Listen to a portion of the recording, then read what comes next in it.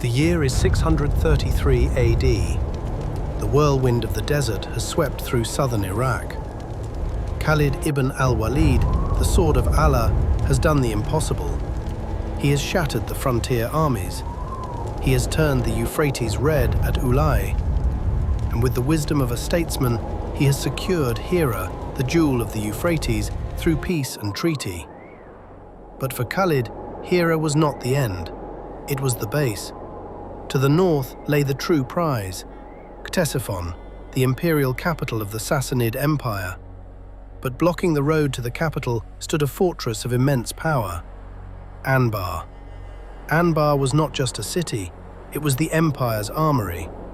It was the logistical hub where the Persians stored their grain and their weapons. Its name in Persian, Firuz Shapur, meant victorious Shapur. It was surrounded by high walls and, more importantly, a deep, wide moat filled with the rushing waters of the Euphrates. The Persian governor, Shirzad, looked at his defenses and smiled. He believed no army could cross that moat under fire.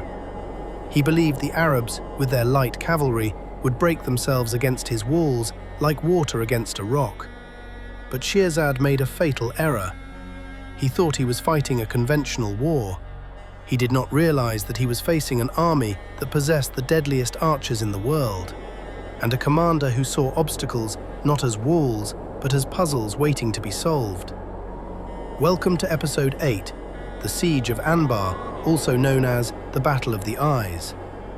Join our vanguard by hitting like and subscribe, and ring the bell so you're alerted for the next episode. The Muslim army marched north from Hira. When they arrived at Anbar, they found the city shut tight. The Persian defenders were positioned on top of the ramparts. They were confident. They stood carelessly on the walls, looking down at the Muslims, jeering at them. Between the Muslims and the walls lay the moat, deep, wide, and impassable without boats or a bridge. Khalid ibn al-Walid rode forward to inspect the defenses. He saw the problem immediately. If he tried to build a bridge, his men would be slaughtered by Persian arrows. If he tried to swim the moat, they would be vulnerable. Most generals would have ordered a long siege, starving the city out for months. But Khalid did not have months. He knew that every day he wasted was a day the emperor used to gather a new army. He returned to his lines. His commanders looked at him, expecting an order to camp and wait. Instead, Khalid looked at his archers. These were not ordinary bowmen. Many of them were from the tribes of Yemen and the desert, men who had hunted game in the wild since they were children, men who could hit a moving target from the back of a galloping horse. Khalid gave an order that was cold, precise, and purely military. He did not order a volley of suppression. He ordered a volley of precision. He told his archers, "Do not waste your arrows on their shields. Do not aim for their chests. Aim only for their eyes." 1,000 Muslim archers stepped forward. They stood just within range. They planted their feet. They drew their bows. On the walls, the Persian soldiers were still watching curiously, expecting a chaotic charge. They had their visors up. They were looking at the enemy. Then, the air hissed. In a single coordinated moment, a cloud of arrows flew upward. It was not a random spray, it was a guided storm. Historical accounts, including those of Ibn Kathir and Al-Tabari, record the chilling result of this volley. The arrows did not hit the stone walls. They found their mark. Cries of agony erupted along the ramparts. Soldiers clutched their faces. The lucky ones were killed instantly. The unlucky ones were blinded. It is reported that in that single hour, 1,000 eyes were lost. The garrison of Anbar was thrown into absolute panic. This wasn't warfare, this was impossible marksmanship. The defenders threw themselves flat on the floor of the ramparts. No one dared to peek over the wall. To look at the Muslim army was to lose your sight.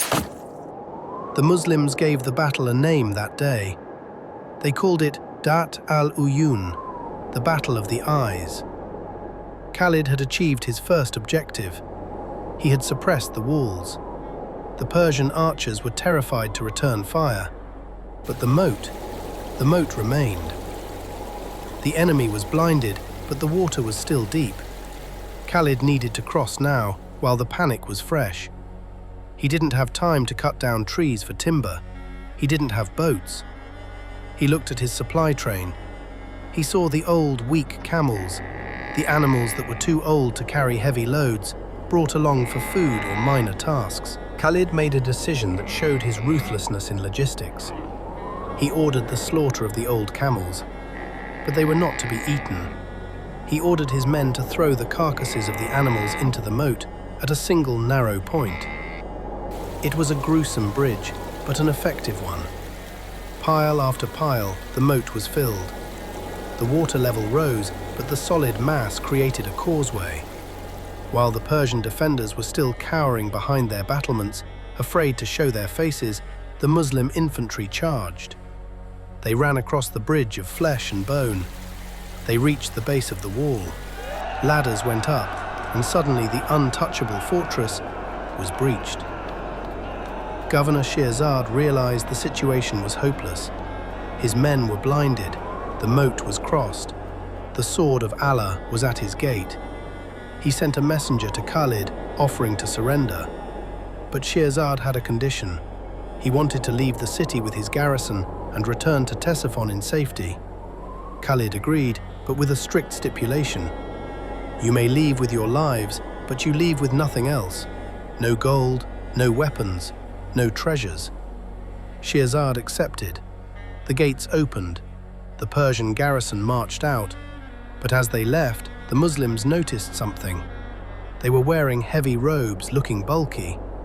Khalid stopped them. He ordered them to shake out their robes. Hidden inside were valuables, gold cups and silks.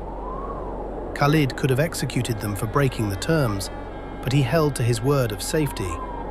He simply confiscated the loot, stripped them of their armor and horses, and sent them walking into the desert towards Ctesiphon in disgrace. He took the city without a massacre. He took the supplies without burning them. And most importantly, he showed the people of Anbar that while his bow was deadly, his word was iron. Anbar had fallen. The Battle of the Eyes became a legend in the military camps of the Rashidun. It proved that this army was not just a force of religious zeal, it was a force of professional excellence. The accuracy of the archers at Anbar served as a warning to every garrison commander in Iraq. You are not safe behind your walls. Khalid now controlled the Euphrates, but as he rested in Anbar, reports came in from the desert. To the south, at an oasis called Ain al-Tamra, a massive gathering of Arab Christian tribes and Persian auxiliaries was forming. Their leader, a man named Akka, was mocking Khalid. He was telling the Persians to stand back so he could crush the Arabs himself. Akka did not know who he was dealing with. He wanted a fight. Khalid would give him one. But it wouldn't be a battle of armies. It would be a lesson in humility, delivered by Khalid's bare hands. Next time, the fortress of the monks and the capture of Akka. Subscribe Historic War Lens so you don't miss the next campaign.